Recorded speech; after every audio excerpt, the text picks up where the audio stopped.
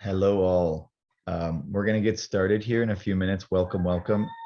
There's a few of us that are going to have the same name. We think it's because some folks got shared links by myself or by Selena. We are apologizing on the technical difficulties considering the reschedule of last month's We Series session. So if you'd like to change your name to your own, please go ahead and do that. Appreciate it, and we'll get going here soon with John.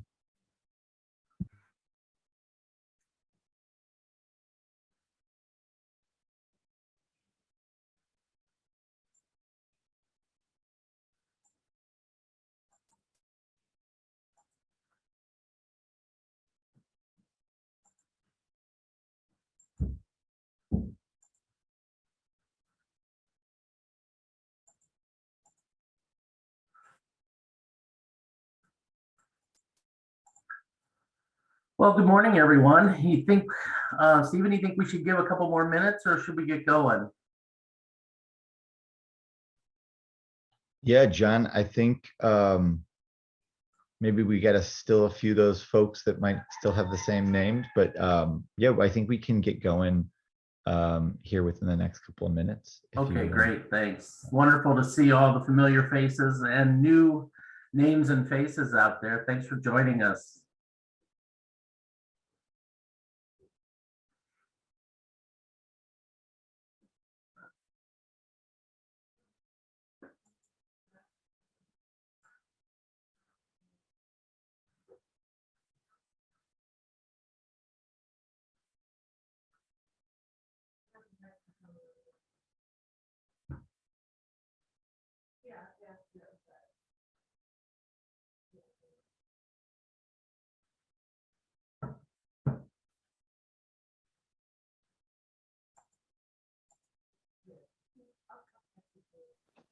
Hi, everyone. It's Stephanie. Sorry to be a bit remote, even on the Zoom remote call. I'm at a conference right now, and sorry there's some background noise, but I just wanted to say hello. Great to see you, Stephanie. I hope all is well on your trip over to Africa. I'm actually in the US, but I have 10 African women scientists who work on different types of aquatic science with me in Grand Rapids, Michigan. And we're attending the Joint Aquatic Sciences meeting, really big conference here.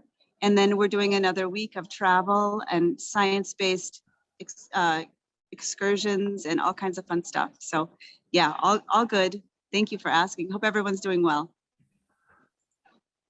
Thanks. I think I'm going to go ahead and get started. I just want to welcome everyone to the Water Education Series. Hopefully many of you, in fact, I know many of you attended the first session, which was on World Water Day. Again, regrets we couldn't get it done last month in April, but we decided because of schedules and for lots of other reasons, technology included, we pushed this off until May. So I'm going to refresh a few things, both bring forward some things from the World Water Day event, but also I want to remind you the broad question that we're addressing and building this co-creation platform that leads to action. So the question is, how can we harness accessible, informal education, tech tools, and innovation to enhance positive outcomes for people, water, and the planet? So this is the tech session of the series. So the first one that we did was really around the youth voice around climate. The second one is building in the technology voice. So what are the tools? What are the technologies? What should we be looking for as we move forward in a tech world? And the third one, which will happen next month, is about culture, and that's around culture and policy and how do we change behaviors and move big levers to start making change towards climate change and the role of water education in that. So just a couple of things from the first session. I'm going to pull forward some of the topics that came out of that, and one is developing needed fundamental knowledge about today's youth and target demographics. So these are the youth related pieces. Second one is creating truly meaningful learning and social experiences for youth. That's something that came out of that we felt needed to happen, needs to happen. We also need to legitimize climate change and water study as core subjects at learning institutions. Designing proactively with technology, here we go today, to expand these change-making opportunities. And lastly, fostering this intergenerational synergy for learning and action. So you have an older workforce, an older experienced advocates, and we have these young people with lots of energy and some experience for sure, building those two together. So those are some of the outcomes from the first session. I'm sure the outcomes for this one will be equally as dynamic. And I will stop there and thank you so much. I'm very excited for the speakers and engagement today.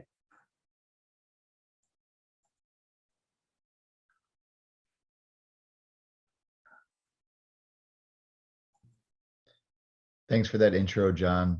Hey all, I am Stephen Carlson. I'm an adult facilitator of Water Solutionaries, one of the partners that are supporting this series. As we do wait for our speakers that are going to be joining us today to kind of catalyze a little bit of thinking into this intersection between technology, innovation, and water education, I do want to just kind of give a little bit of an overview of what we're going to be doing today, and a little bit of the logistics, if you would, and apologize for the chicken in the background. So today, as John said, we are going to be building upon session one.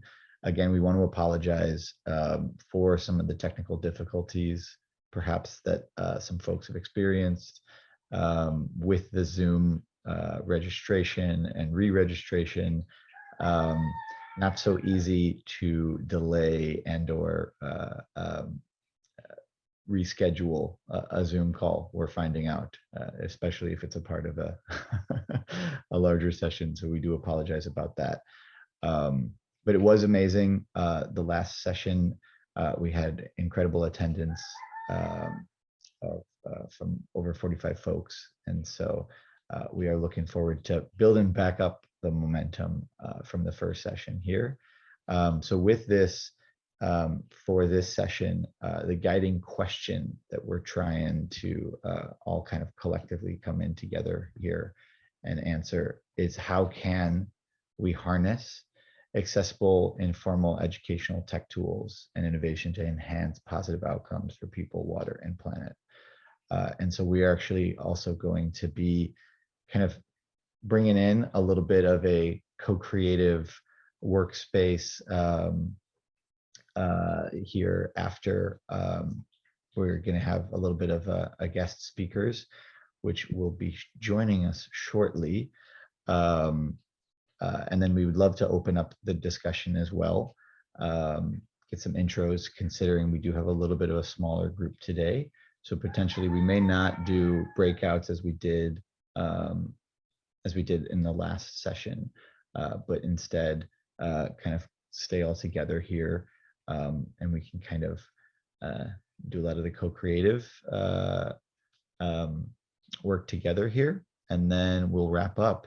We may think that we might be able to do it within an hour, so it may not be as long as the last session as well. So on that note, I want to see here if we have either of our speakers with us. I don't believe so. We are waiting for both Allison. Oh, we do. It's a Stephen Carlson. It's one of the Steves. Sorry about that, Allison. Yeah, again, the technical difficulties with with the Zoom reschedule. So Allison is with us. So on that note, I can move over here to Allison Matthews, and yeah, the floor is yours, Allison. Stephen Carlson. Sorry about that. Yeah, no worries. I wasn't sure how I was showing up. I'm not a Zoom user really, so glad that. Next time, Allison, we will be using Microsoft Teams. No worries. Okay, so I'll do my lightning round here. My name's Allison Matthews. I'm the head of Minecraft education at Microsoft. And I've been part of the Mojang Studios for the last almost 5 years, and I've been with Microsoft for almost my whole grown-up life. So I'm excited to tell you a little bit about what we're doing in Minecraft to engage students on thinking about some of the world's toughest problems. So my job is to figure out how to share my screen. Here we go.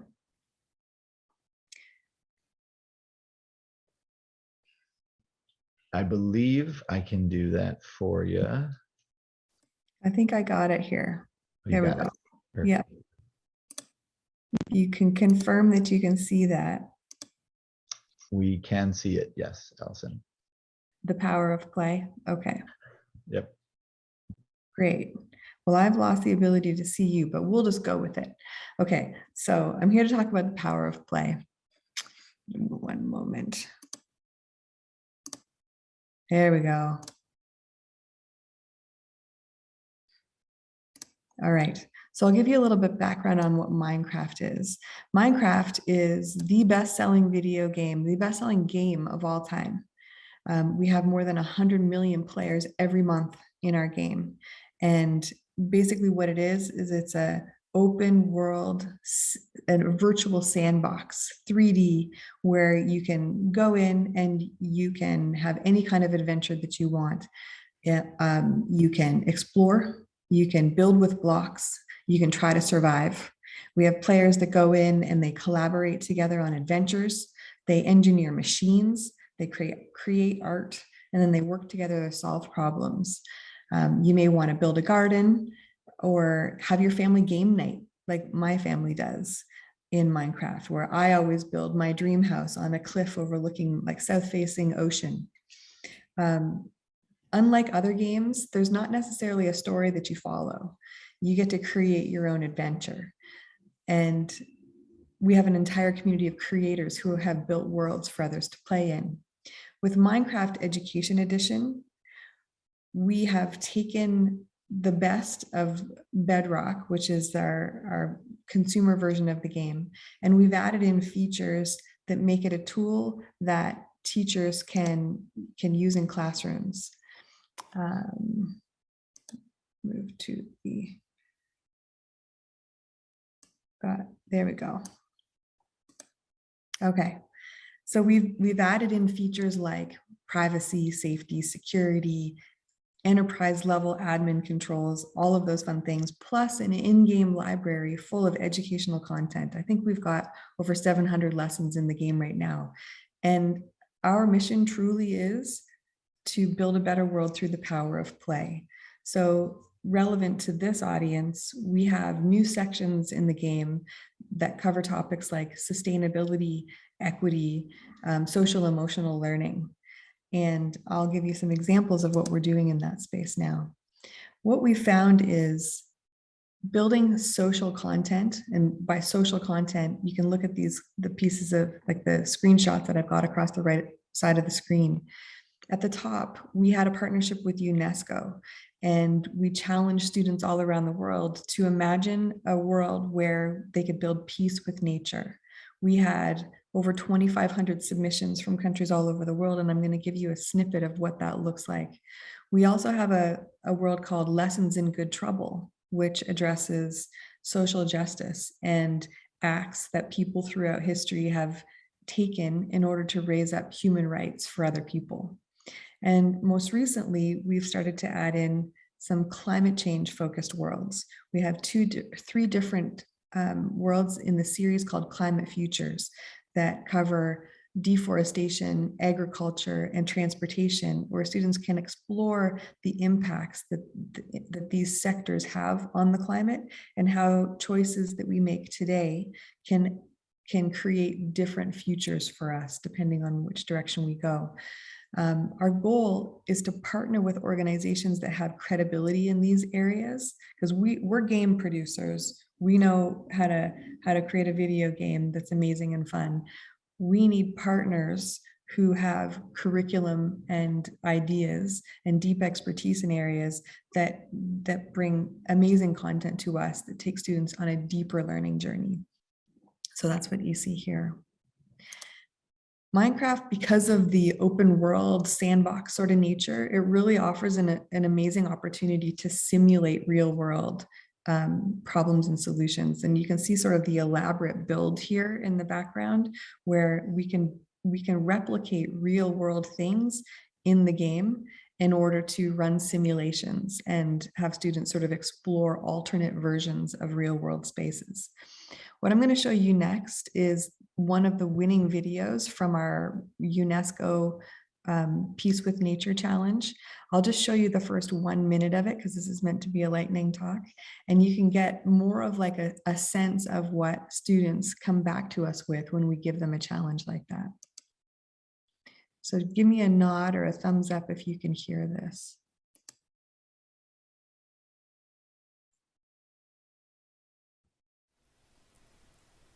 We are TVBJ, or Today's Vision, Better Journey, Working. and we have constructed an elaborate society which can coexist with nature. Our world contains many aspects to ensure equality, safety, and sustainability for both humans and wildlife alike.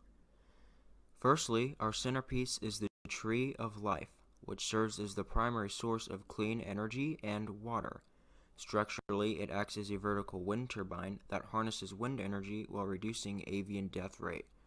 It houses equipment for geothermal power production, cycling hot water from a local hotspot at its east side through a generator and back into the ground at the cooling tower on its west, and water treatment, cycling and cleaning water from a nearby water source back into its environment.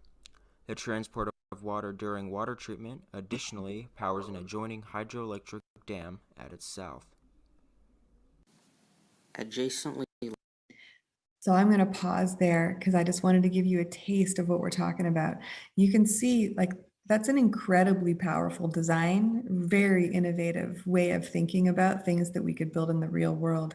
Just imagine getting hundreds of those, of that sort of quality and that sort of imaginative thinking. We have videos from future engineers, future climate scientists, future urban planners, or even future documentary filmmakers. There is one video from Indonesia that is such powerful emotional storytelling that I literally burst into tears every time that I watched it.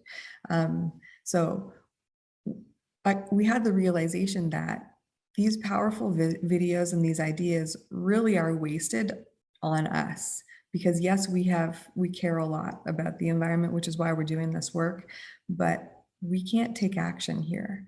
And so the next phase of our journey in terms of making an impact is with the Minecraft Climate Challenge. So what this is, the intention of this program is to take this idea of incredible innovation and designs from students who are imagining the future that they want to grow up into.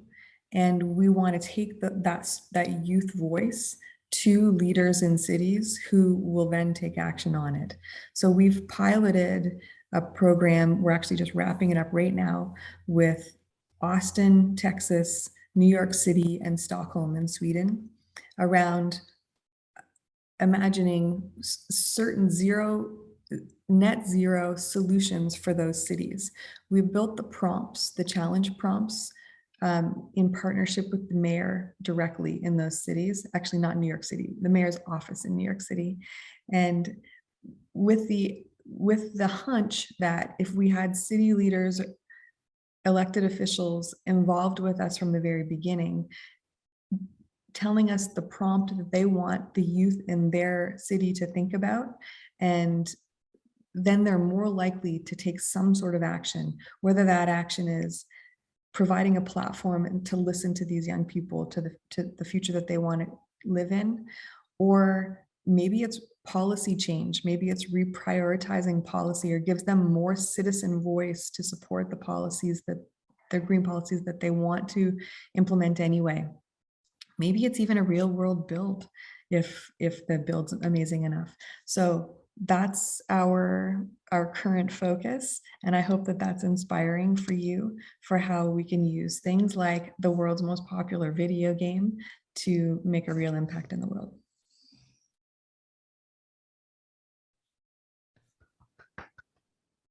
My goodness, Allison, thank you so much. What an inspiration. I know my wheels are turning, so thank you. Appreciate that so much. Thank you, thank you. Thank you for joining us today. And yeah, just overviewing what an incredible platform and technology Minecraft is, and how much it has to offer educators across, right, as you said, all different types of curriculum, all different subject types, etc. I believe we have next, Katie Patrick just jumped on as our next lightning speaker. Let me just confirm here.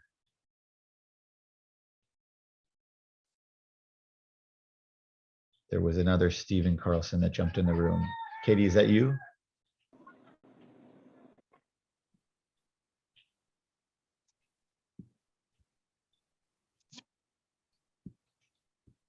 Um,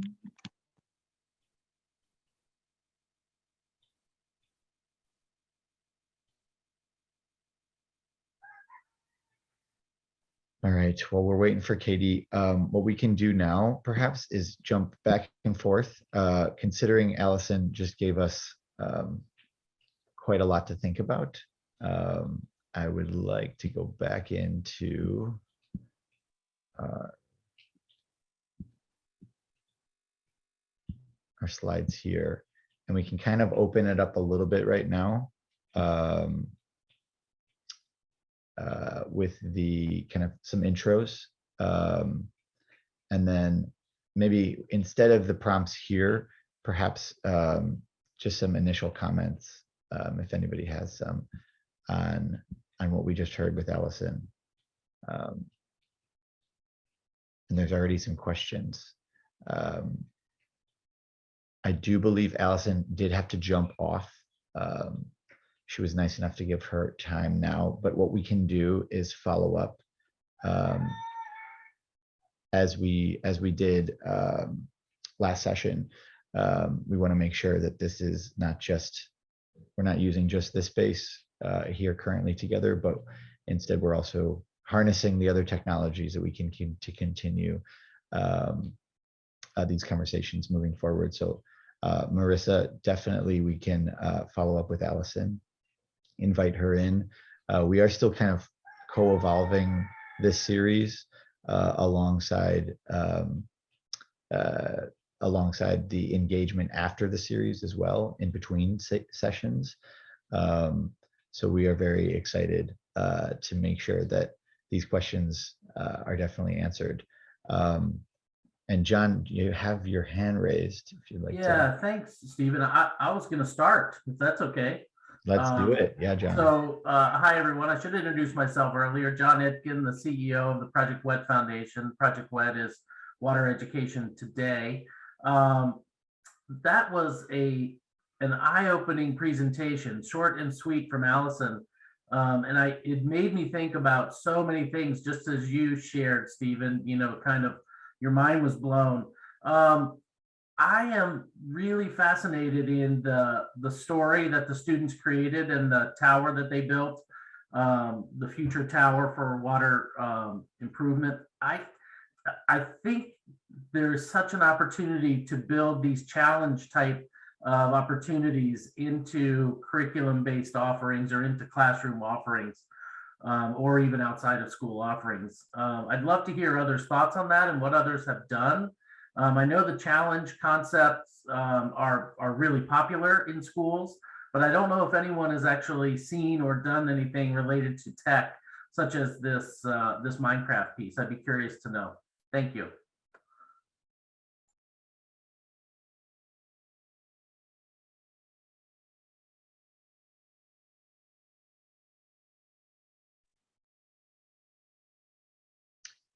Yeah, floor is open. If anybody would like to unmute themselves and introduce yourself, and then yeah, any comments regarding Allison's talk, and then from there, I think we can keep moving forward.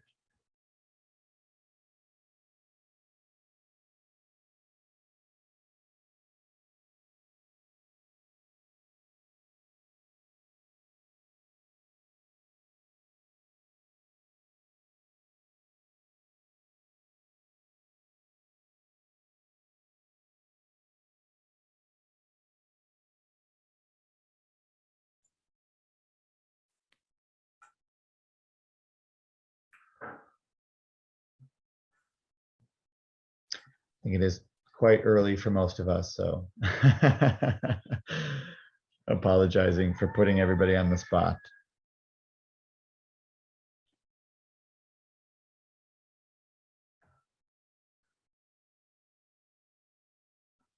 Stephen, maybe we could go to the full screen or get us all back so we're facing each Yeah. other. Oh, sorry about that. Yeah, no, I was just thinking maybe that's a way to, in gallery mode, we could. A little bit easier to see one another and not so much presentation. That makes sense. Yeah. That. Then we can stare at someone and get them to respond to.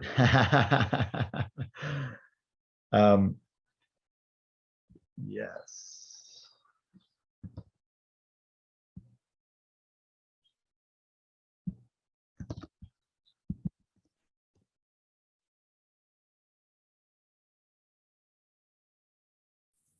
I think the question in the chat is something that I'm kind of hung up on, and that is the question of like equity resource wise, because not all of my students or all of our students have access to games like Minecraft or things like laptops at all.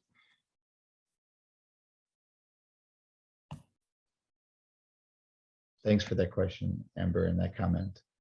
Amber, I'm sorry. Where are you from and where do you teach? Who are you? Oh, hi, I'm a teacher educator. I teach in the College of Education at Sam Houston State University in Huntsville, Texas. I am originally from Northwest Florida. I've actually been a part of Project WET since I got on board with y'all last summer. I got the little book, I got the training. So yeah, any way that I can think to disseminate this sort of information at conferences, that's the biggest bang for my buck, is attending sessions like this, so then I can go and disseminate to others who are also teacher educators. And then we can collaborate about, okay, well, how can we use this? What kind of resources do we have, et cetera? And the biggest issues recently have been, coming back to things like equity, resource equity, as far as technology equity goes, because during COVID-19, everyone was very concerned. Every student needs a laptop. We all need to have this so we can, do this lockdown thing. Well, then when that was over, it was like that just went away. So what now? So that's where I'm at. And so I'm kind of thinking in my mind, crafting this idea. Okay, well, then how can we take this and use like just construction paper or something? And then I'm like, man, that's going to mess up with trees. And then I'm like, okay, well, whatever. Maybe we can have students go on like a nature walk, and then they can have like found resources, and then they build like a water solution, and then they can explain to the class or something like that. You know what I mean? Like, how can I make this a hands-on found objects type of idea? Because I think it's great to engage with for those that have the resource. There's nothing wrong with that. But the people that don't have the resource, how can they get involved? That's what I'm thinking about. Well, I think that's an excellent point. And just a small plug for Project WET. We have several activities where you can build and create communities, water systems, et cetera, out of found materials, certainly. But thanks, Amber, for sharing the comments. That's excellent. It's good to know, and kind of keep us grounded in the fact that, technology obviously is amazing. We're all using it right now, but not everyone has access. It's a really critical point. Thank you. Hi, I'm Edna Primrose. I'm on the board of directors for Project WET. So Amber, I really relate to what you said as well around equity and access. And I know that there were a number of initiatives around the digital divide in the K-12 space during the pandemic. And hopefully, with the infrastructure funding, a lot of it is going to be going to broadband. But the reality is that not everyone has that access. So even in situations like Minecraft, perhaps there are some philanthropic ways to enhance that access in the meantime. I do think that, John mentioned some of the materials that are digital that Project WET puts out. So that's very affordable and also very helpful for students to start to just be exposed to the world around them. And so I really applaud the work that all of you do to help students understand their environment. It's really important, particularly in rural communities, low-income communities, communities of color, just to give that exposure. And in the digital age where you can weave in technology, then that again, puts more tools in their toolbox. So I just really appreciate all the discussion around equity, because that's a real thing. So thank you. Wow, indeed. Amber, awesome question and comment and response there, and very relevant. And Edna, thank you so much, and John as well, for those comments. We do have Katie Patrick joining us right now. She is our second lightning speaker here. So would like to introduce her and then give her some space to talk. And then I think what we can do is come back all together and continue this discussion, both on equity, both on how we can bring the virtual world, if you would, and virtual technology into the classroom and beyond. And maybe, as Amber is talking about here as well, kind of how we can bridge, right, these divides and these gaps. Truly a very important topic and conversation. So Katie, I do see you there. I'd like to quickly just give a quick screen share here to just introduce you, and you can introduce yourself if you'd like, Katie. No, you can introduce me. It's easier. So folks, this is Katie Patrick. She is an author, a TEDx speaker, a co-founder and director, an environmental engineer, applying data, behavior psychology, game design techniques to environmental problems. And so water being one of those. Has worked with a whole slew of folks from NASA all the way to the Institute for the Future. The book that she wrote, How to Save the World, ranked in top 5 books in social entrepreneurship. She does have a TEDx talk, so check that out. I believe it's on YouTube, maybe, Katie. We're just super pleased to have her here with us to kind of get these conversations going regarding how best to incorporate all of these many tools, such as Minecraft, into water curriculum and water education.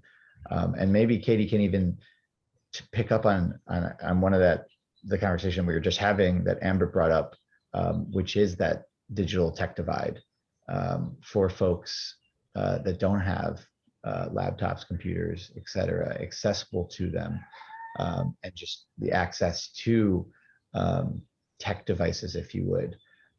How can we kind of bridge that divide that we're currently experiencing across the world, right here in the States and then beyond? I know that is a pertinent issue. So Katie, I'll pass it along to you, and I do have a couple of questions, and then maybe if you're willing as well to field any questions from the audience. Yeah, thanks. It's a lot easier for me if you just ask me questions and I can just answer, rather than, I don't know if I can necessarily succinctly talk for 10 or 15 minutes straight and encapsulate everything I do. But I'll start it off with responding to your question about the digital divide in the context of what I do as a gamification designer. So I started life as an environmental activist, moving into environmental engineering as a proper green building engineer. But my true passion is really sustainability and trying to create environmental change, which led me into the behavioral sciences, because I realized that a lot of what we're up against is a psychological barrier. We have to get people to be enthusiastic about sustainability and to actually want to do the behaviors and do the behavior change. And there's a cornucopia of knowledge in a realm of what's called environmental psychology, which most people don't know about who do sustainability work, that it actually is a really deep and rich academic field. And so I study that, and I study game design and also the computer science and the data science part of it, and try to figure out how we can sort of put all this together to actually get people to take action, because there's this thing called the value action gap, which I talk about in my book, which a lot of people also don't know about, which is a lot of people really care about the environment and sustainability. Like, most people are pro-environmental psychologically, And some people are very, very pro-environmental psychologically, but it doesn't necessarily like tick over into an action or a behavior. So if we're taking an entirely education-based approach, we're making this assumption that educating people is going to lead to a behavior. So we have to like check ourselves. Is this our hypothesis? It's just such an assumed hypothesis that we haven't even like thought of it that way. That, oh, if people just watch this documentary or they learn about this thing or they read this book, it'll trickle into action. And so we have to really like check that if that's our core hypothesis of the causal mechanism, because that causal mechanism is one of the weakest ones to work on. Not that it shouldn't be done, but you want to be doing that in addition to looking at these like action behaviors. And so when we're looking into, you know, how do we actually create action, taking this into the concept of the digital divide, you can do it with apps and with smart meters and with data and, you know, with high tech games that need to be built in software like Unity. But there's an enormous way to also do this stuff with low tech. And so in my book, I try to explain the high tech side of things, and I do software design and I built software, so I really get the high tech stuff, but I'm really also passionate about the low tech stuff, which often gets overlooked, right? Because everybody wants to design the next app. So for an example, like something that you can do that's low tech exactly is writing a pledge, which is real. I hardly see anybody doing it, right? It really, really works to get people to do stuff. So if I would write to you, I promise to I don't know, compost. If someone has never compost, I promise to compost for the next 7 days, or I promise to pick up 1 piece of litter a day, or I promise to not eat meat on Mondays, right? And you write it down physically with a pen, and that works even if you don't show it to anyone. But to make it work even more, you can photograph yourself and then you know, post it on social media, or if you're like a group organizer, you could get like 30 people to all photograph themselves, maybe put it on a wall, like something like a classroom or a campus could be a good way to do that. So everybody's walking past it and seeing everybody's promises, right? I've tested this out multiple times, and it's profoundly powerful, right? All it takes is like a piece of paper, right? Another thing you can do with like gamification tools is like you can rank people like in a leaderboard. If you can get a group like a classroom and you can get people's data, like you don't need to design an app, right? You can get people to by hand write it down, write everybody's names, you know, and give people like a star. You can use like star charts, you know, like a 5-day challenge, a 7-day challenge. I've been doing more like printed out cards, right? So imagine you have like a 5-day like eco challenge or something that you have to do, and then you make like a set of cards. Maybe there's like 100 cards of like different tips or like educational, like quick trivia things about water or something. And then every day you have to like pick a card, and you can just print this out on a regular like printer, or even write it out by hand if you don't have a printer. And then every day you get one, and then you give yourself like a star or like a smiley face or something. I just made, wait a sec, I'm going to go and get it, see if I can show it to you. Like this origami. I'll see if you can see my origami bird. Can you see my origami bird? This is like climate origami, right? We can make a water origami. So I was thinking about this thing, and there's this thing in it's actually so obvious when you think about it. In the social sciences, they find that conversations between 2 people are the most powerful ways to create social change. That's how social change spreads, right? Through us talking over coffee about like what we care about, right? It's not because somebody downloads an app or watches a documentary or reads a book, although that was all kind of like part of the movement. It really spreads like from person to person through conversation. So I was thinking like, what can I design that's going to like make the conversation happen? So if you look at my origami bird, I looked up origami and I figured out how to make a bird. It's actually really tricky. And then I wrote on it, I thought, what if you had each fold had a little question? So I put a little question on each one, like what was the CO2 the year your mother was born? And I just played this with my roommate last night for the first time. And the first one I said, what is the global CO2 right now? So I'm sure everyone on this call understands that it's like 400 and something. And he was like, I don't know, what is it, like 40? And I'm just like, dude, you're a magnitude of 10 off, all right? Because the common person doesn't really like know this stuff. So he was like, anyway, I know the answers to all this stuff, but he was like, how really? I don't know, you know, and it actually led to all these really interesting conversations about the subtleties of climate that, you know, most people really don't know about. Anyway, so I made this in maybe like a day. It's super low tech. I did it with a LaserJet printer. You could do it without one. And then, you know, you could do it as like a classroom activity to get people having these conversations. So just enormous opportunity, you know, for low tech. Another thing, anyway, this talk was meant to be about urban heat islands and I've gone way off topic, but another thing, just because I've been making stuff, is I made this little thing called the ideas game. And I actually put together, again, just super low tech, just with Canva. And you could even do it if you don't have a computer or you don't have a printer. And it's all of the nudge mechanisms. You can't really tell perhaps by the screen share. I'm not going to be able to go into it now, but it's all of the gamification and the nudge mechanisms that you can apply to a whole bunch of different environmental quests. I've practiced it on parties with a few friends now, and I just did it with just a printer, right? it wasn't that, just a printer and a computer. It wasn't that high tech. You could even do it without one. And if a community didn't even have a printer, they could even write it down by hand on bits of paper if all they had was access to that. So I honestly think that the low-tech non-computer stuff is way more exciting than the high-tech computer stuff, because the high-tech stuff is really hard to learn. It's really hard to get enough funding for, and it's really hard to honestly to just have enough talent, to have the creative talent and the technical talent to actually pull it off at any level. That's not like a Pinterest fail kind of app. It's just incredibly hard to do. Even if you do have the money, like, people often don't do a good job of it. So I think we've got to, just really give the low tech stuff, sort of like our best option, because it's so much easier to do and it can actually be more powerful.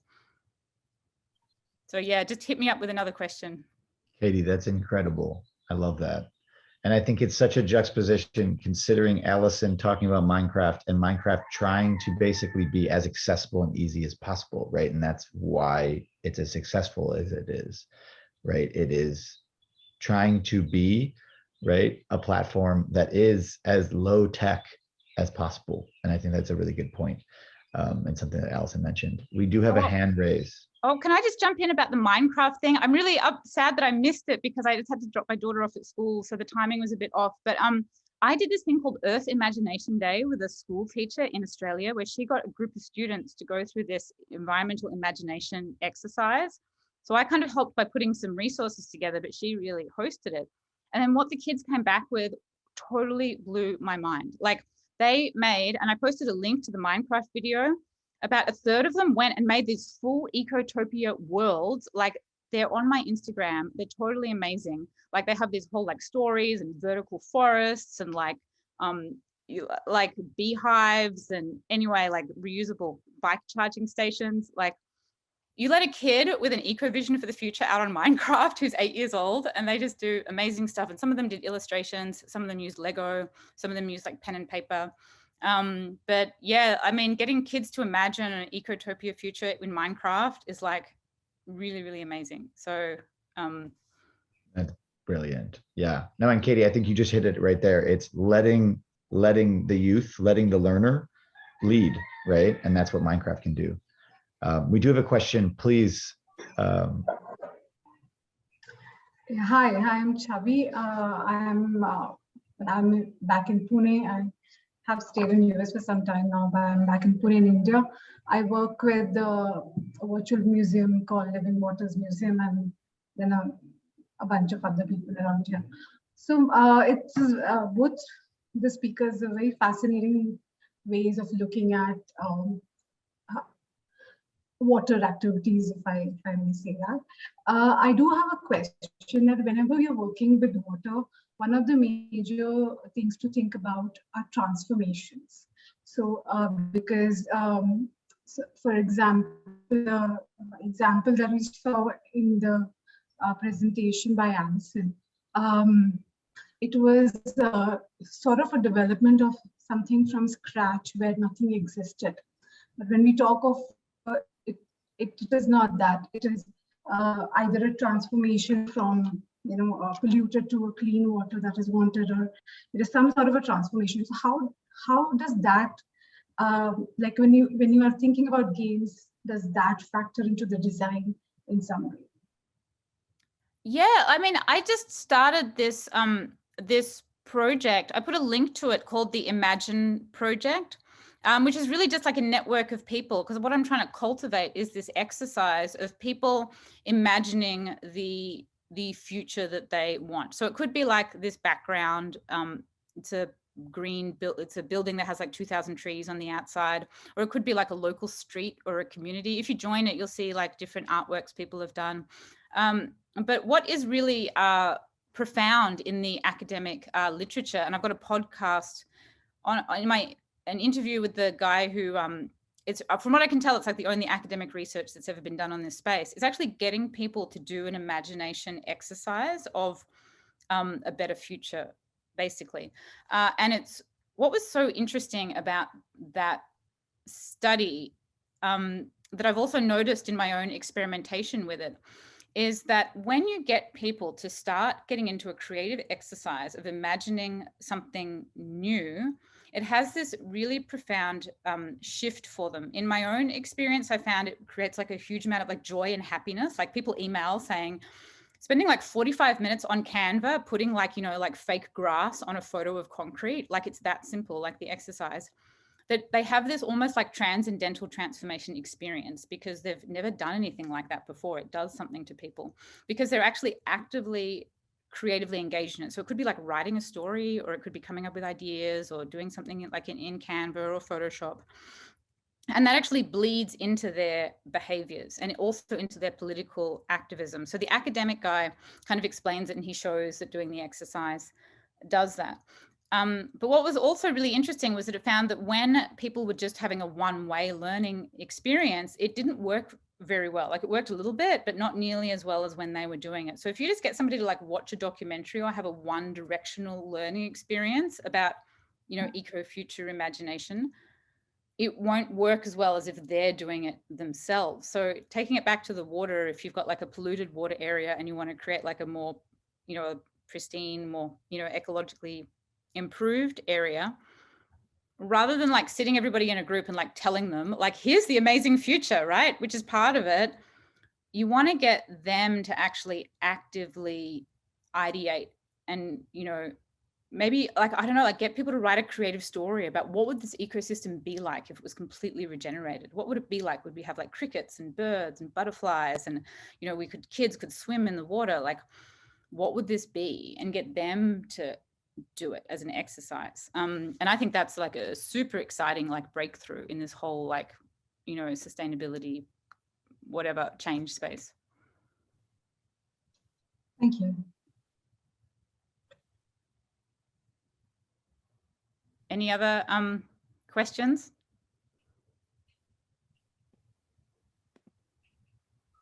Yeah, questions or comments? Oh, I think Angelina has her hand up, her physical hand up. Hello. Good morning. Thank you for this opportunity to share. My name is Angelina Cook. I live and work at the base of Mount Shasta in Northern California, and I appreciate kind of the focus on what it requires to actually inspire behavioral change. And I have found that a huge impediment are the existing policies and laws and kind of perverse incentives that enable wasteful water use or just kind of unsustainable practices.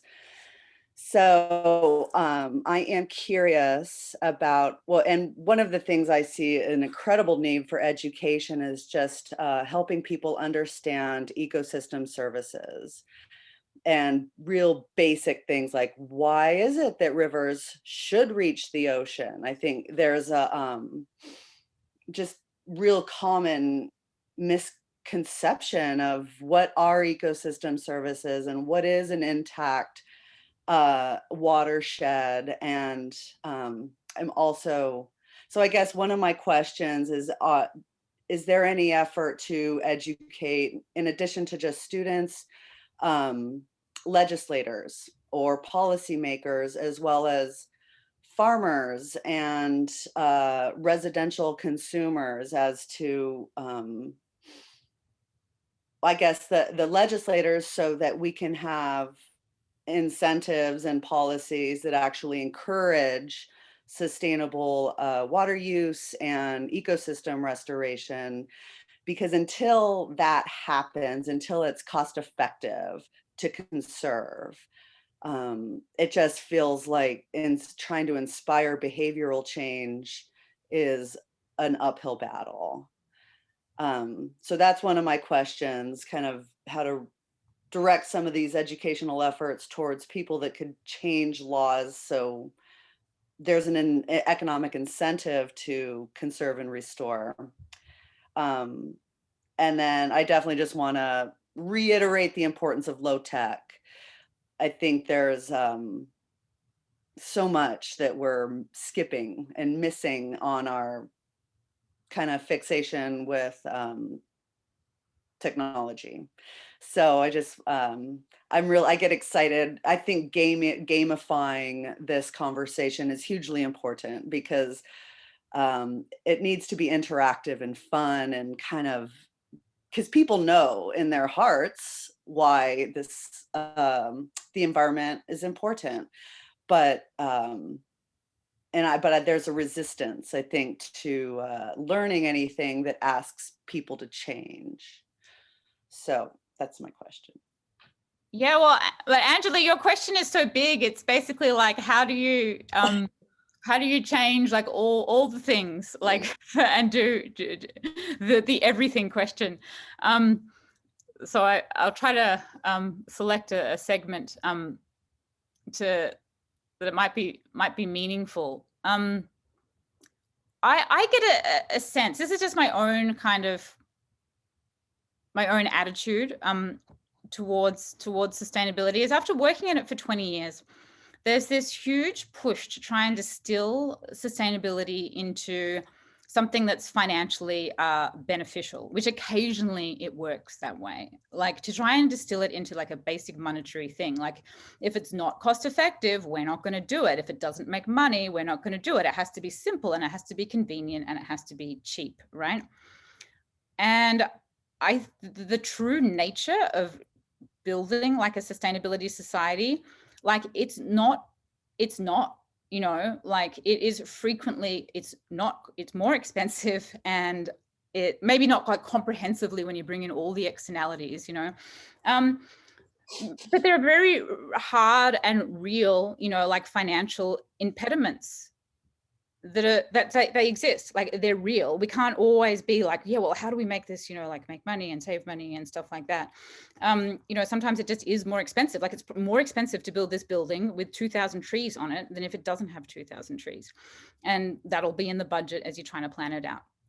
So my attitude is to just stop trying to pitch it in its most reductive form. Like imagine if you're like at a restaurant and you're like, the restaurants are competing with each other to try and always make the cheapest food, like, or the, you know, like the cheapest shoes or the cheapest dress or whatever.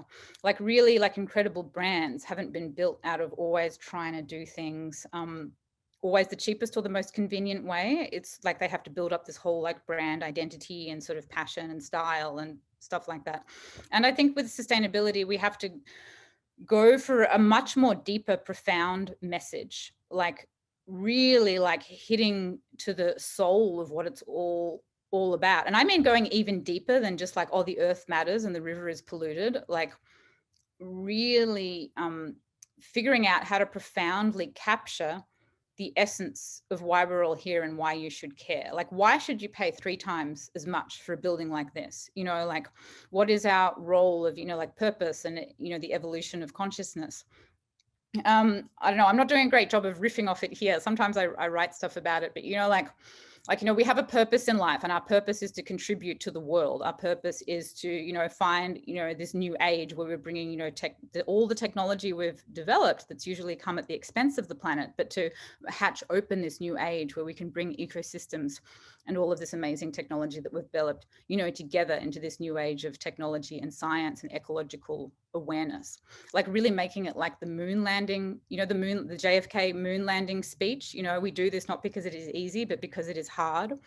And, you know, all of us here, like we have like a deep passion and a love for sustainability, and we have this hatched open in us. Like, how do we hatch that almost like deep spiritual core open in people? So when we're pitching for these projects and we're pitching these ideas, they're completely resonating, you know, intellectually, emotionally, deeply spiritually. You're like hitting like all the levels. So everybody is like, whoa, like we can't not do this, instead of always being in this reductive, like convenience finance conversation.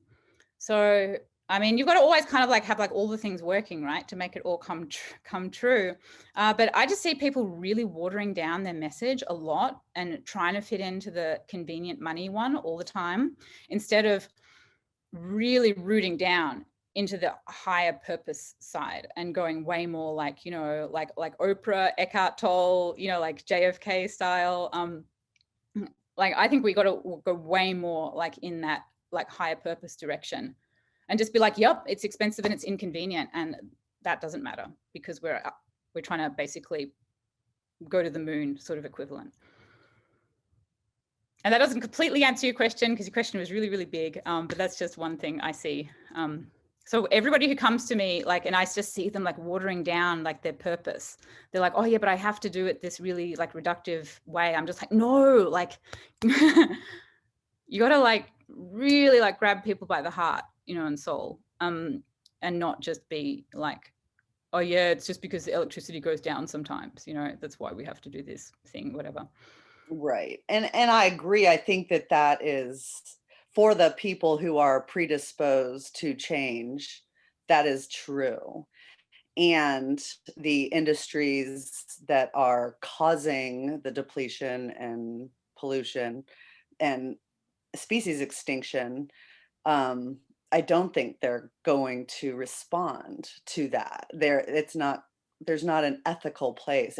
At some point, the environmental responsible choice has to be the more cost effective. And I totally hear you. And I think everything is needed. So it's complex, but I'm glad people are working on it.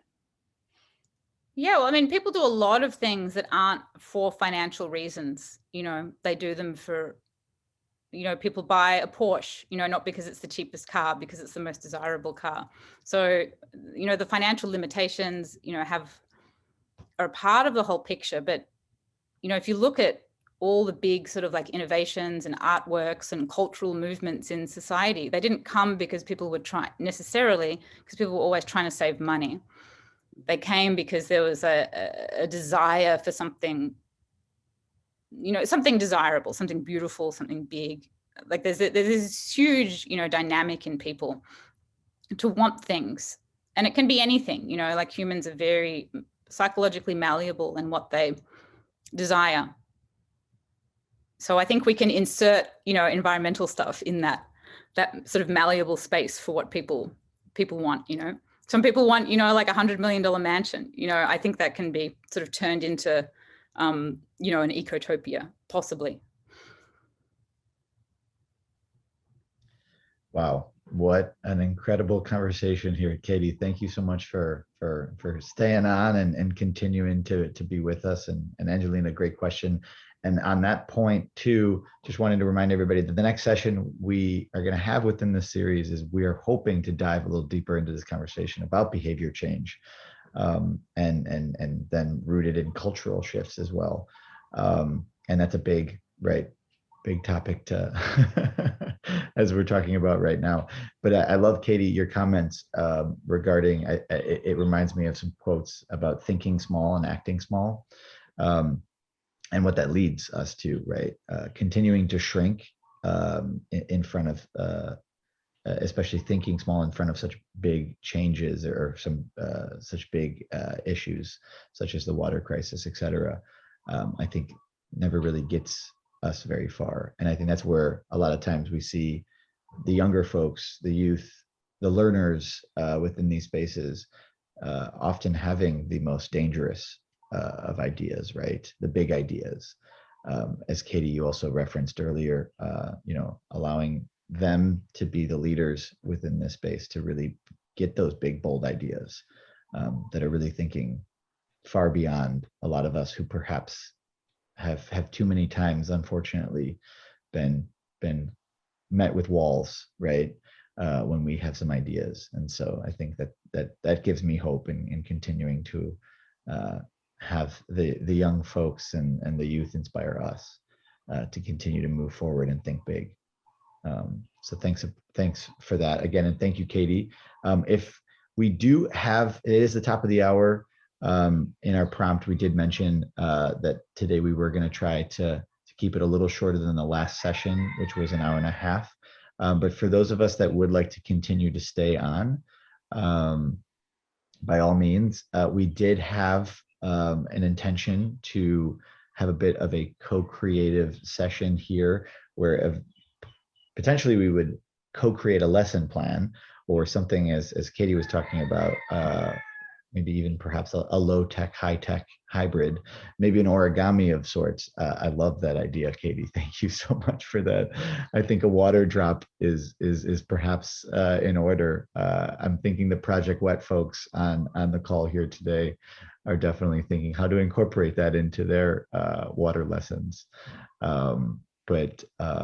Yeah, I invite anybody who would like to any additional comments. Katie, I'll give you the last word here if you'd like to share a few more. And then from there, I think if there's folks that are willing and wanting, we can stay on here for the next couple of minutes here and just kind of continue to mull and brainstorm a lot of what we've been talking about here today. Yeah, thank you. Thanks for the opportunity. If anyone's interested in urban heat islands as well, I was going to talk about that, but the links are up there. But just at the risk, if you wanted to like hijack your little end creative session, I'd be down. We could all work together and make a water origami. This one has 20 questions. I need to make I actually am not an expert in water, even though I do have an environmental engineering degree, which I did a lot of water math 20 years ago, but I never worked in it. I need to, if everyone could help me come up with little questions and quizzes and find, maybe there is a water drop origami. I promise I will make one and I'll figure out all the segments. It's kind of fun to do, a little puzzle, and I'll send it around to everybody and then you can have it and print it out and try it out with your friends. I love it. If everyone doesn't have time, it's okay. Just the beginning, guys. This is the beginning right here. We're live. We're co-creating live, and I think Project Wet perhaps can be a big partner in this, right, John, Julia? Absolutely. And Katie, let's go for it. Let's do it. That sounds great. What a great challenge. Well, what I did, I know a fair bit about energy stuff. So when I did this one, I tried to come up with questions that people were like really unintuitive. Like what has more embodied carbon, you know, like plastic, glass, or aluminium? Because I know like nobody knows that. And it's people are like, oh, plastic, glass, or aluminium, which one takes more energy to manufacture? All those kind of like unintuitive ones, you know, that really get people to think. And another question I have is like, what is how many people in India with their environmental footprint does it take to be one person in America? Because I think it's a lot. I think it's like 200, like 100 or 200 Indian people, or like one American. So that's like, you know, those little sort of like fun facts that not many people know about that really get people to think. So if you have any things like that about water that you're like, nobody knows this like curious fact, that would be a fun talking point. Something like that, I think works. So just put it in the chat and I'll collect them. I do have one question. Is this like something you're thinking about for a younger group, like grade school age, or are we talking about us? Well, I have a 7-year-old daughter, and I find where she is at now in her mental development with these topics is not that different to a regular adult. So she just learned how to read, right? So she could actually read this out. And I mean, she says she knows what carbon dioxide is. So it says, what is the carbon dioxide in the air right now? Like she's at the same level as like the average 40-year-old, you know? So I think once you're in that older age of kids, it doesn't really make any difference whether they're like 7 or 8. But maybe if they're like a toddler, then, you know, you might need to rethink it. But I think we can, anyway, we'll just plan for like 8-year-old and up, I think would all be about the same. Oh, here we go. Here's one. Only 3%, 0.03% of all water in the world is available for human use. 1 drop for an entire liter of water. And the rest is what, in the ocean? Fun fact. 97% in the ocean. Of the remaining 3%, the majority is frozen or too polluted or too far underground for use. You know, I read somewhere that like something like 70% of all lakes and rivers in the US are ecological dead zones. Is that true?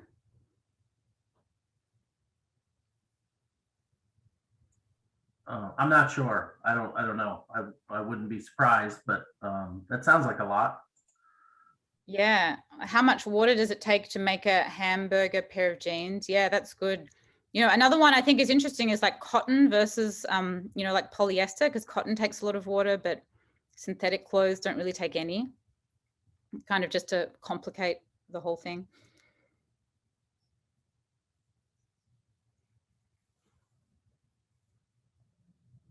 You know, the embodied carbon in water is interesting too. You know, there's this nexus of climate impact or the energy it takes to treat the water and the sewage as well. Right, I'm going to try and find a water like origami. See if there's anything here.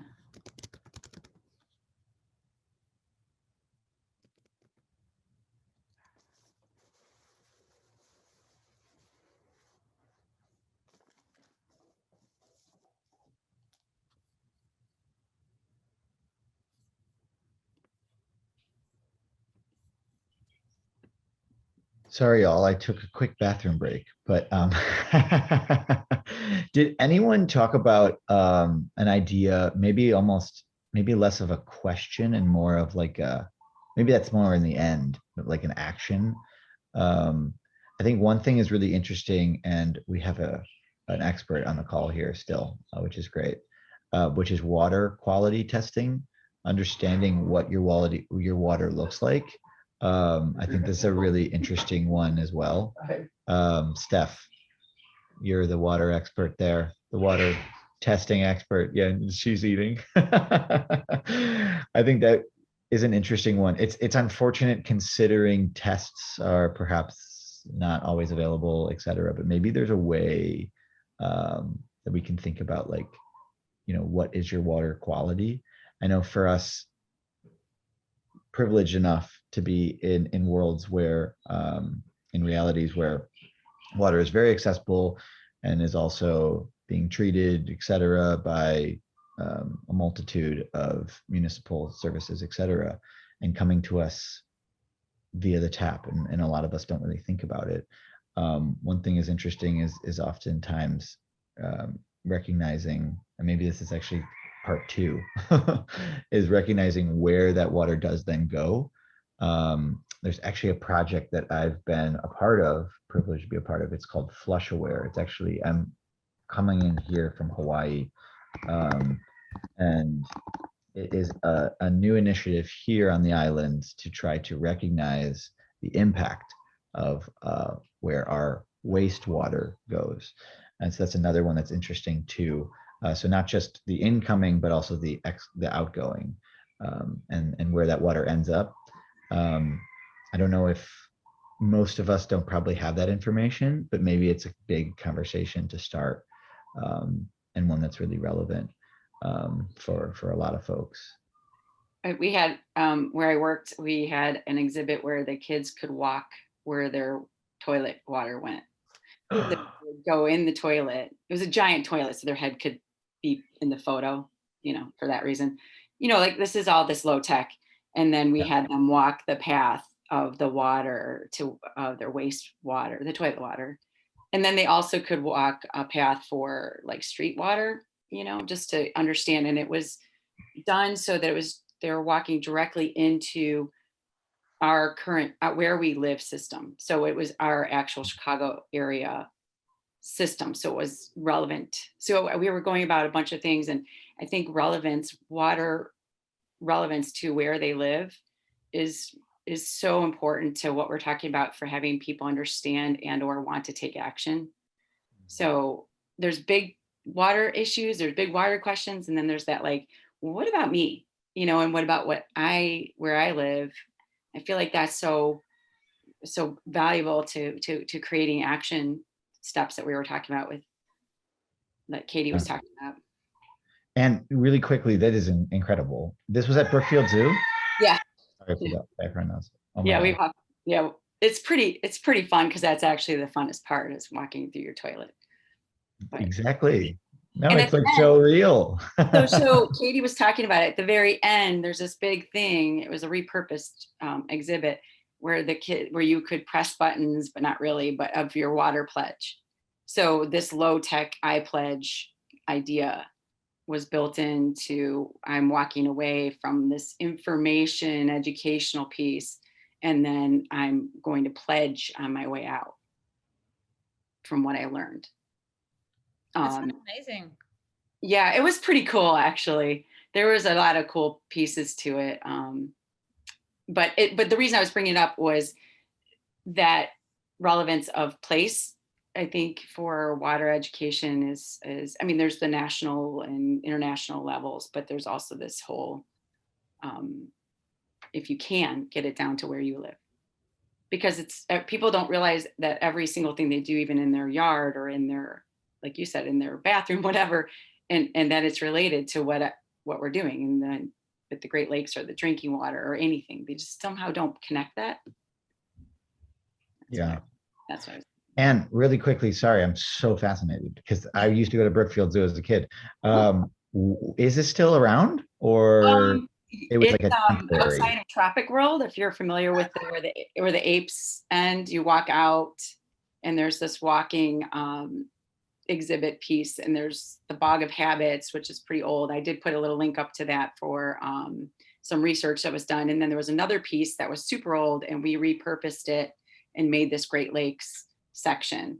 It's, you know, I haven't worked there in a while, but it's not necessarily the most kept up piece because it's educational and sorry, all of us that love education. It's educational and it's not like super exciting for everybody. But I have found, because we did a lot of like follow-up research at the time, we followed it to see, is it used? Are people doing it? And you'd see families going through this little walking through exhibit. And even if you walk away with a piece, I think you're gaining. So wow, that was cool. Yeah. My goodness. I'll look at, you know what I'll do is I'll go look and see if it's still up, and then I'll bring it to the next session. Yes, please. Oh my goodness. I'm just like, I gotta go back to Brookfield Zoo. It's a great one.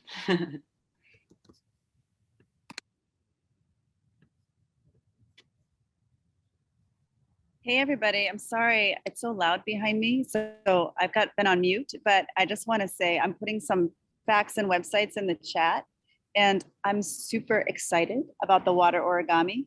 And I love this conversation. And I just want to give you a shout out. Katie, thank you so much for showing up and your wisdom, your dynamic brilliance. And I want to know what else we might need for the water origami, because I'm being on mute. I can be a little research person over here if there are other things that we want. Oh, you found it, the water drop origami. Cool. Let me know more here. I can keep looking for facts. And Stephen, I wanted to just respond to your question because it sounded like you were asking about water quality monitoring and citizen science. Yeah, and I don't know if you're trying to tie that into the water origami or I was trying to like kind of bring the idea of maybe some like facts, maybe like questions, right? That Katie was talking about with the climate origami. And then with our water drop here, maybe towards the end, if we're talking about 20 questions or 20 points, maybe some of the points lead to some kind of questions or questions that we probably don't have answers to, right? It sounds like oftentimes.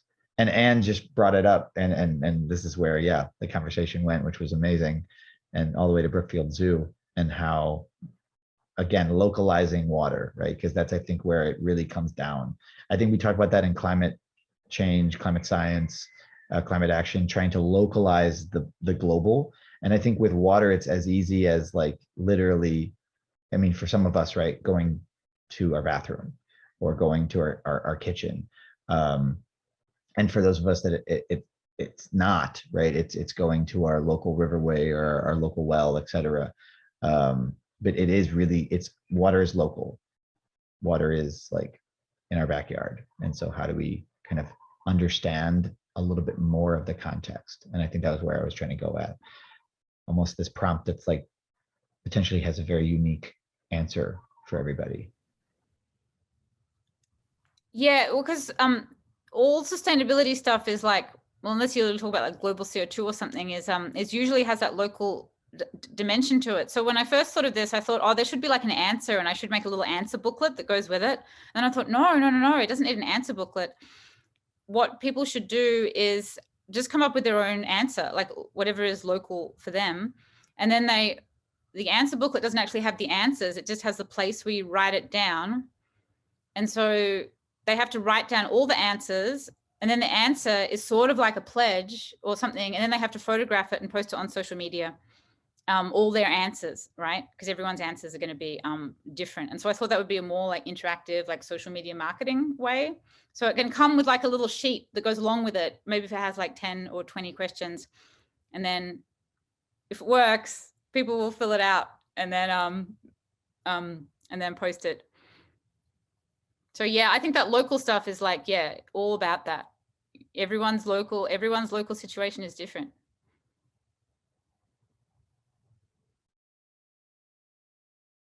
Yeah, absolutely. So I think that's so true. Everyone's local situation is different. And then pulling on some of the things that we do hold in common, like in terms of some of the things that, observations. So citizen science, and I don't know how we factor this into the origami just yet, but citizen science has so many different parameters that people can do with and without tools in terms of observation, right? So within your community, my background is I started and ran the North American or the US side of the North American Great Lakes Adopted Beach Program, where we had 15,000 volunteers out collecting data on water quality related things. So we had a whole section that was just about observing systems, observing places, observing, what it looks like.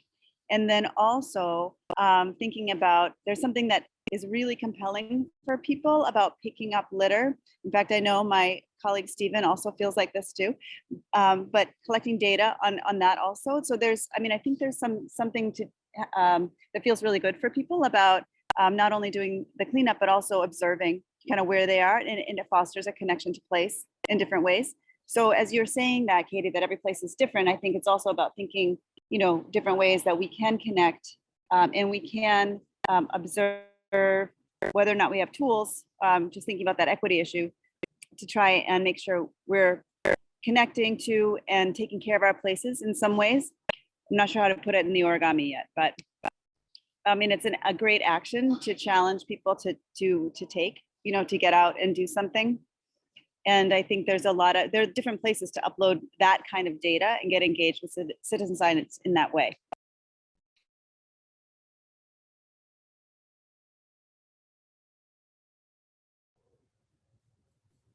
To play off that, Stephanie, I was just going to say real quick that you kind of ended with it, that there's ways for us to be able to blend this technology and the low tech, so that if we feel that we can or have that capability in your areas. So like you just said, being a part of citizen science, I go collect data or observe or whatever. And then if I'm working with students, we can upload it into something. So we used to have kids go into, we collected water samples from an area right next to the school. And that collection went into a national database. It was actually Fermilab was kind of housing that. So the kids felt relevant. So not only doing this, I'm doing with my teacher, I'm doing with my class, doing all that, but then they started to actually see progress of what their data was doing over the year. And that was cool. I feel like that kind of piece of blending is going to be necessary in many ways if we are able to and can, because we are moving into technology. And I realize there's so much equity issues, I do, but there's also this need to reach a younger audience, and that this is where they're at. And it made me think that phones might be a better place than trying to get a full classroom of laptops that was brought up in the beginning of this. And, something that we see more and more around the world is that phone. Like we said, even the data collection can be done maybe on a very simple manner. We used to do that with a very simple tool. I think it was in Africa, if I recall, Stephanie, you might remember, where the rangers were collecting data quickly on a phone. So there's just ways for us to use what's actually being used in the scientific world, bringing it down to today, to a student today. You know what I mean? There's stuff out there. And that is amazing. Yeah, I do some work in the Amazon rainforest area, and there's a lot of that, the data collection points, right? And that's all cell phone usage because, again, we're talking about equity for technological tech devices. And the idea is for, right, the high level science, I mean, data, right? We're talking about data collection.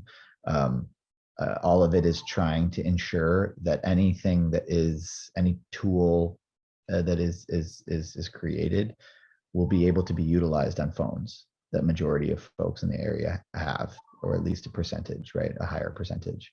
And I think that it's a really good point. Yeah, absolutely.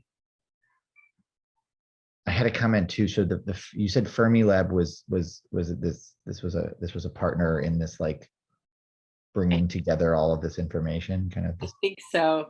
data collection. Back when I first met Stephanie, actually, it was many, many years ago. I don't even remember how long. So I'm not 100% sure exactly where we put the data. That's interesting. But I believe Fermilab was with that one. Wow. That is awesome. I mean, and that's a really good point that I wanted to kind of touch on Allison's comments, and for those of us that were on, or perhaps also those of us that just jumped in a little later. And Katie, I think you had missed it, but Allison talked about where Minecraft education, as far as her office within the Minecraft universe is. And one thing that they're doing is working with partners, right? She mentioned working with partners that are, the experts, if you would, in their respective fields. And then she also talked about where kind of the metaverse, as now it's being referred to as, right? This online virtual space meets the universe, or the real verse, the biosphere, right? The in-person. And she mentioned the climate challenge that they're kind of instigating with 2 cities, it sounded like. Correct me if I'm wrong, anybody else that heard differently. New York, and then I can't remember the other one. But and within those 2 municipalities, trying to engage the users of Minecraft to be able to kind of connect with the real world in sorts. And so how cool would that be, Minecraft being a platform to be able to start to connect those dots, right, if you would. So kind of that idea of collecting data points within the real world, but maybe prototyping it and modeling it in the Minecraft space. So being able to vision that utopian regenerated space, as Katie mentioned before, with crickets, etc., like maybe doing that in Minecraft, and then being able to then take it into a space, or even data points. I mean, how can Minecraft be able to host those types of data points? I remember I did a little bit of one of Allison's coworkers I never really used Minecraft. I guess I was the generation afterwards, but and Marissa, I think you're the same. It's just like, I didn't realize what it was. And then, like, just jumping in it for a half hour, it was just like, wait, whoa, what? Like, this is a thing, and young people like 5 years old are playing this game. And it's pretty incredible, like, and it's so interactive. And so to be able to try to use something like that and maybe see, and again, this partnership idea with Minecraft, with Microsoft, I think is really interesting too. And I implore everybody to yeah, as we continue to collectively think through different ways to connect dots, I think it would be very interesting to explore how Minecraft can be a platform and be a partner in a lot of these ideas. Yeah, I think that's so cool to think about also, because there's so many orthodoxies that we hold as educators and people who are connected. I'm making an assumption about the group here, but connected to nature and thinking that we need to be outdoors to make all the connections or have people make connections. And that is just not true. I've had that orthodoxy for a long time. And the idea of, what actually is influencing the youth and older people too. It's not necessarily for many people getting outside and building a bond to a particular outdoor place. It's happening online. It's happening on TikTok, right? That's where people are getting their information. That's what's influencing them, their actions, their decisions for lots of people. I'm not saying everyone, but I've seen that so much in my own teenagers, that's where they're building community. That's how they're making decisions. And so if we can build these bridges from, what we're thinking about or what we have been thinking about more traditionally in this sort of environmental education, water education space, and building the bridge into, the future, that's what really needs to be happening in terms of knowing that influence is very real, very present. And I don't think we have all the information we need about, sort of technical to say, but our end users, about our youth. I think we're making a lot of assumptions. And, we've got a huge audience, globally, but I think there are some major trends that we are missing the boat on and that we need to think more about. And that's why we're talking today, I guess, but figure out what our strategy is going to be to be able to accelerate positive change with these things in mind. So I'm glad we're having this conversation. It's really making me think about things a little bit differently, and I hope that we can continue, to build on this, because it's really important as we segue into thinking about the future of water education and engagement. Stephanie, I think I was similarly not quite as eloquently as you, but I had thoughts running around my mind, and maybe we can bring those forward and out back to the group in the third session. I know we talked about behavior change, but also culture, policy, et cetera, but maybe there's a way to integrate all of that with the comments you had. Yeah, absolutely. And at that note, we do have 2 minutes until the perspective 30, wherever you are.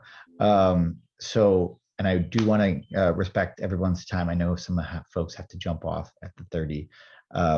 Katie, I think, is really busy there. It's amazing. I want to see the folding, the origami action. We need a camera down on if that's what you're doing, Katie. Katie's I don't like, know. this is Yeah, it is. I tried the water drop, but it wasn't very good. It was just like had little tiny folds around the bottom. It wasn't exciting. So I did the water drop, but we can't use that. So now I'm trying a fish, which has all the full folds. So I just got to watch. I'm just watching the YouTube video. Oh my goodness. But it's only got 2 minutes to go. Let me just. But once I have the fish, I'll figure out how. I'm here. I'm staying for the fish. Don't. Yeah. And we can share. I mean, obviously, we can share. All kinds of things after this session. So if people have to go, obviously, as we've just said, feel free to drop off. We're going to continue to update you on this session and the fish. Yeah. So also there's a crab, a fish, and a dolphin, which I all thought looked good. I thought I'd try all three and then see, because you've got to have evenly spaced kind of segments, so there's enough space to put the words in, which the water drop didn't do. Water drop, unfortunately. Yeah. Somebody can read the origami water drop, maybe a bit outside of my engineering skills.